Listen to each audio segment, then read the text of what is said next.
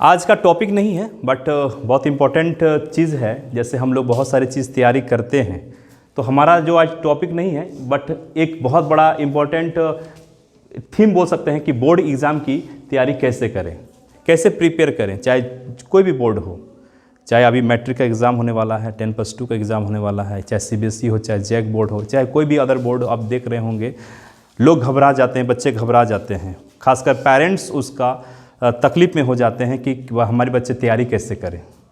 तो सबसे बड़ी बात है, इसमें कोई घबराने की बात नहीं है। जो एक बच्चा तैयारी किया है वो तैयारी पर थोड़ा सा अगर कर लें तो कम से कम 90 से 95% आने का, या 100% भी आ सकता है। इसमें कोई बड़ी बात नहीं है। तो तैयारी के लिए हमारे पास कुछ पॉइंट्स मैंने आज लाया है। उस पॉइंट्स में बहुत सारा पॉइंट्स आप देख सकते हैं, हमारे इस बोर्ड पे ऑलरेडी लिखा हुआ है। तो सबसे पहले कोई भी तैयारी करते हैं, कोई भी चीज़ का तैयारी करते हैं, चाहे मैट्रिक हो, चाहे बोर्ड हो, चाहे CBSE, चाहे जैक बोर्ड का कोई भी बच्चा तैयारी कर रहा है, तो सबसे पहले उसको हमारी तरफ से सेल्फ कॉन्फिडेंस होना चाहिए। सेल्फ कॉन्फिडेंस का मतलब कोई भी तैयारी अगर कर रहे हैं तो उसको अगर आत्मविश्वास नहीं है कि हम पास करेंगे कि नहीं, क्योंकि अगर कोई बोलता है कि मैं पास करूंगा, I can pass the exam, तो इसका मतलब उसका पास बहुत कैपेसिटी है। कुछ लोग बहुत तैयारी करते हैं मगर उस पर सेल्फ कॉन्फिडेंस नहीं है, तो उससे क्या होगा, उसकी तैयारी अधूरी रह जाएगी। तो सबसे पहले आपको जो भी पढ़े हैं, जो भी चीज़ पढ़े हैं, आपको उसमें कॉन्फिडेंस होना चाहिए कि हमने जो चीज़ तैयारी किया है वो आएगा, या नहीं भी आएगा तो कॉन्सेप्ट तो क्लियर हो ही गया है, वो आगे हम लोग करेंगे। तो self confidence is the best factor for the preparation of board exam, either any type of exam. उसके बाद सेल्फ स्टडी। सर लोग बहुत सारी चीज़ पढ़ा रखे होंगे, आपको रिवीजन करने के लिए बोला जाता है, या फिर आप वो घर में जाकर होमवर्क भी करते होंगे।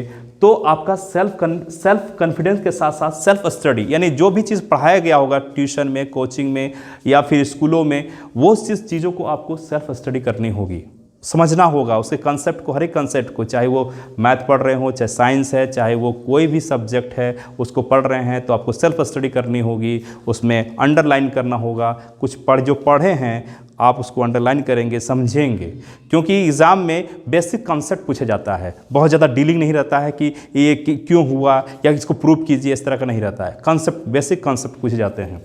तो सेल्फ स्टडी बहुत इंपॉर्टेंट है। कोई भी पढ़िए, उसमें प्रॉब्लम आएंगी, हम समझ सकते हैं। जब आप सेल्फ स्टडी करते हैं तो बहुत सारे प्रॉब्लम्स आते हैं, उसको अंडरलाइन कीजिए, आपके गार्जियन से पूछिए अगर पढ़े लिखे हैं तो, या टीचर्स हैं, या बहुत सारे लोग हैं जो आपसे सीनियर हैं, उनसे पूछिए, वो आपको बताएंगे।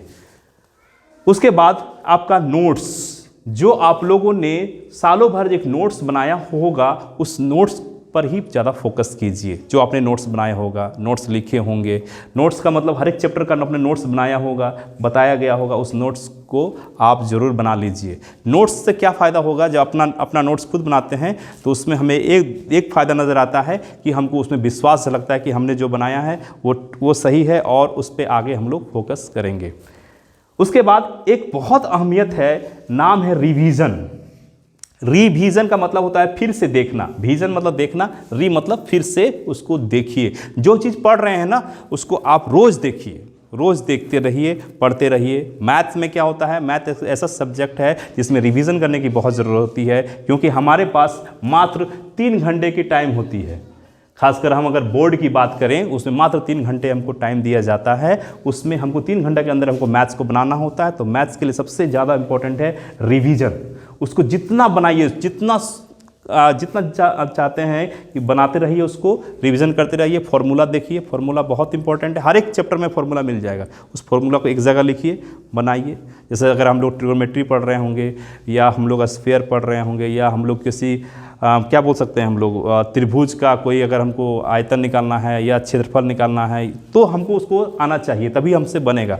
और एग्ज़ाम में ज़्यादा ऐसा जैक और CBSE या कोई पैटर्न में पूछा जाता है कि उसका कॉन्सेप्ट क्लियर है कि नहीं। उसका क्वेश्चंस फार्मूला बेस्ड पे होता है, बहुत सारे क्वेश्चंस होते हैं। आप NCERT बुक को ना छोड़ें, क्योंकि जैक का जो भी क्वेश्चंस या बोर्ड होते हैं, चाहे CBSE बोर्ड में भी NCERT को बहुत सारे क्वेश्चन पूछे जाते हैं।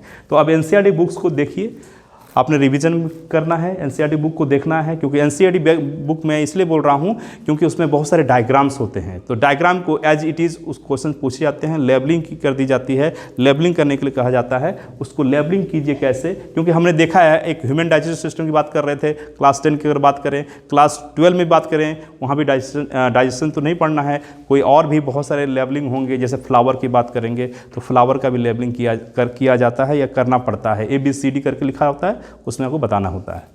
तो एनसीईआरटी बुक आप फोकस कीजिए, एनसीईआरटी बुक को पढ़िए। उसके बाद इतना होने के बाद आप अपने आप को नापिए, तोलिए कि हम कहाँ हैं। तो उसके लिए आपको क्या करना होगा, 10 साल का क्वेश्चंस आपको ऑलरेडी मार्केट में मिल जाएगा। 10 साल का क्वेश्चंस को आप देखिए, बहुत सारे क्वेश्चंस बैंक हैं। हाँ, मैं सुझाव देना चाहता हूँ कि क्वेश्चंस बैंक में बहुत सारे क्वेश्चन का आंसर गलत होता है। उसके लिए क्या करना पड़ेगा, जो आपको कंसेप्ट बेसिस रखना पड़ेगा कि इसका आंसर सही है नहीं है। 4 ऑप्शन हो सकता है, जहाँ पर उनका एप्स क्वेश्चन का आंसर दिया है वो गलत भी हो सकता है, इसलिए आपको ध्यान देते रहिएगा। 10 साल का क्वेश्चंस को हम लोग देखिए कि पैटर्न किस तरह से पूछा जा रहा है। आपका पैटर्न में मल्टीपल चॉइस क्वेश्चंस भी होते हैं, ऑब्जेक्टिव्स हैं, सब्जेक्टिव्स हैं। 1 नंबर का क्वेश्चन होगा, 2 नंबर का क्वेश्चन हो सकता है, 5 नंबर का क्वेश्चन हो सकता है। क्वेश्चंस का पैटर्न देखिए, आपको 10 साल का क्वेश्चन अगर सॉल्व करते हैं with the help of your teachers, with the help of your seniors, तो आपको बहुत फायदा मिलेगा। तो आप इतना पढ़ने के बाद 10 साल का क्वेश्चन को जरूर बनाइए। जैसे हम एक एग्जाम्पल लेंगे, कोई एक चैप्टर मतलब क्लास 10 का, मान लीजिए हम लाइट पढ़ रहे हैं, तो लाइट का आप पहले एनसीईआरटी बुक पढ़ लीजिए, फिर नोट्स देख लीजिए, रिवीजन कर लीजिए, उसके बाद आप क्वेश्चंस देखिए। तो देखिएगा क्वेश्चन में बहुत सारे ऐसे क्वेश्चन हैं कि क्वेश्चन फॉरवर्ड बहुत ईजी क्वेश्चन पूछा गया है। अब आगे देखिएगा, 10 साल का क्वेश्चन बनाने के बाद एक इंपॉर्टेंट है टाइम मैनेजमेंट। हम किस में ज़्यादा टाइम देंगे, ये बहुत बड़े क्वेश्चन होता है। सर हम कितना घंटा पढ़ें, 24 घंटा पढ़ने की कोई ज़रूरत नहीं है, मात्र आप 6 घंटा निकालिए, 6 घंटा 6 आवर, और 6 आवर को तोड़ दीजिए। 6 आवर को तोड़ना है, 2-2 घंटे करके तोड़िए इसको, 2 आवर्स करके तोड़ दीजिए। तोड़ने का मतलब हो रहा है कि आप अलग अलग समय पढ़िए। रिवीजन में ज़्यादा टाइम दीजिए। टाइम मैनेजमेंट आप अपने हिसाब से जितना पढ़ सकते हैं। और एक चीज़ तो देख लीजिए, जो चीज़ आपको लग रहा है हमको कमी है कि सर हम मैथ में नहीं पढ़ पा रहे हैं, मैथ को अच्छा से नहीं कर पा रहे हैं, उसको ज़्यादा टाइम दीजिए। जिसमें साइंस में लग रहा है कि मेरा कंप्लीट हो चुका है, थोड़ा कम टाइम दीजिए। अगर लग रहा है कि सिविक्स ज्योग्राफी थोड़ा कम है, उसमें थोड़ा टाइम दीजिए। मतलब टाइम मैनेजमेंट आपके हिसाब से चलेगा।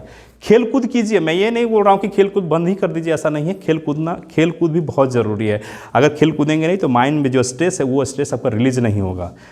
पानी पूरा पीजिए, खेलिए पूरा, पढ़िए भी, और सोना भी बहुत ज़रूरी है। आज के बच्चे क्या कर रहे हैं, मैं अपने उन गार्जियन को बोलना चाहूँगा जो ज़्यादा स्ट्रेस देते हैं बच्चों को, तो बच्चों को ज़्यादा स्ट्रेस नहीं देना है, बच्चों को ज़्यादा बोझ नहीं देना है। बच्चे अच्छे करेंगे, ये पूरा आपको विश्वास रखना होगा। प्लस उसको हर एक चीज़ों पे लिमिटेशन करते हैं। कुछ बच्चे को क्या करते हैं, उसके माता पिता क्या कर देते हैं, बच्चों को खेलना बंद कर देते हैं। ये बहुत बड़ी गलती करते हैं। खेलना बंद नहीं करना है। जो बच्चा खेलते हैं उसको एक लिमिटेशन, टाइम लिमिटेशन दीजिए। टाइम लिमिट की वजह से वो अपना खेल पाएगा, उसके बाद वो पढ़ने दीजिए। केयर करते रहिए कि बच्चा क्या कर रहा है, ज़्यादा उसको फोर्स नहीं करना है। फोर्स से क्या होता है ना कि हमें बहुत तकलीफ हो जाती है और बच्चा अच्छा नहीं, रिजल्ट नहीं कर पाता है। बच्चा अच्छा तो बनाता है मगर वो अच्छा आगे नहीं कर पाएगा। इसीलिए मैं उन माता पिता को कहना चाहूँगा जो ज़्यादा बोझ देते हैं, बर्डन करते हैं कि तुमको पढ़ना है, तुम वही पढ़ना है, वो पढ़ रहा है, बस वो केयर कीजिए, उसको विश्वास दिलाइए कि तुम अच्छा कर सकते हो। हर एक चीज़ पे उसको थोड़ा मदद कीजिए। आप उनको मदद कर सकते हैं, मदद कर कीजिए। आप उसको फोर्स मत कीजिए, क्योंकि फोर्स से बच्चे का आपका उसका मार्क्स पे, उसके दिमाग पे बुरा असर पड़ेगा। Thank you. आज के लिए इतना ही।